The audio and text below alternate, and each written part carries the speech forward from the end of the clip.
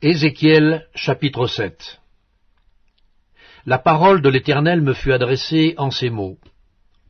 Et toi, fils de l'homme, ainsi parle le Seigneur, l'Éternel, sur le pays d'Israël. Voici la fin. La fin vient sur les quatre extrémités du pays. Maintenant, la fin vient sur toi. J'enverrai ma colère contre toi. Je te jugerai selon tes voies, je te chargerai de toutes tes abominations. Mon œil sera pour toi sans pitié, et je n'aurai point de miséricorde. Mais je te chargerai de tes voies, et tes abominations seront au milieu de toi. Et vous saurez que je suis l'Éternel. Ainsi parle le Seigneur l'Éternel. Un malheur unique, voici, il vient. La fin vient, elle se réveille contre toi. Voici, elle vient. Ton tour arrive, habitant du pays. Le temps vient, le jour approche, jour de trouble, et plus de cris de joie dans les montagnes. Maintenant, je vais bientôt répandre ma fureur sur toi, assouvir sur toi ma colère. Je te jugerai selon tes voies, je te chargerai de toutes tes abominations. Mon œil sera sans pitié, et je n'aurai point de miséricorde. Je te chargerai de tes voies, et tes abominations seront au milieu de toi. Et vous saurez que je suis l'Éternel, celui qui frappe.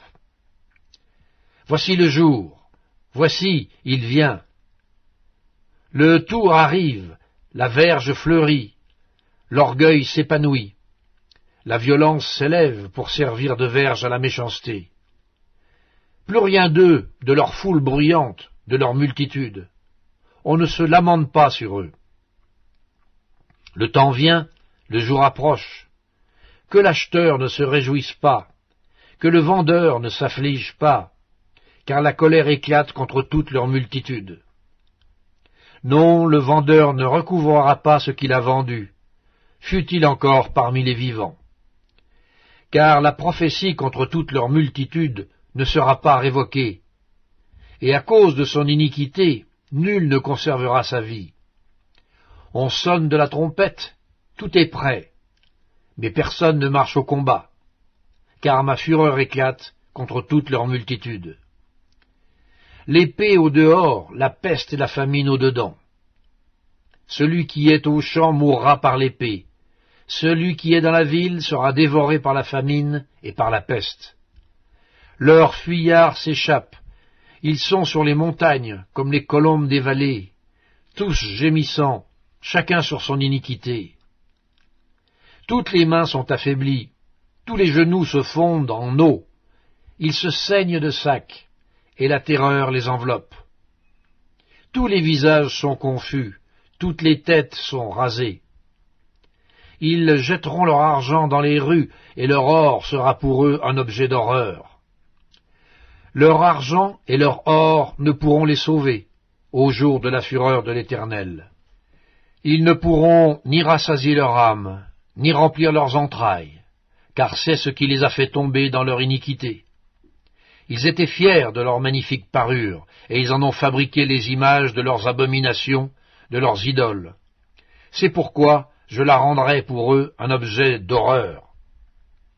Je la donnerai en pillage aux mains des étrangers, et comme butin aux impies de la terre, afin qu'ils la profanent. Je détournerai d'eux ma face, et l'on souillera mon sanctuaire. Des furieux y pénétreront, et le profaneront. Prépare les chaînes, car le pays est rempli de meurtres, la ville est pleine de violence. Je ferai venir les plus méchants des peuples pour qu'ils s'emparent de leur mission. Je mettrai fin à l'orgueil des puissants, et leurs sanctuaires seront profanés. La ruine vient, ils cherchent le salut, et point de salut. Il arrive malheur sur malheur, un bruit succède à un bruit. Ils demandent des visions aux prophètes, les sacrificateurs ne connaissent plus la loi, les anciens n'ont plus de conseil. Le roi se désole, le prince s'épouvante, les mains du peuple du pays sont tremblantes. Je les traiterai selon leur voie, je les jugerai comme ils le méritent, et ils sauront que je suis l'Éternel.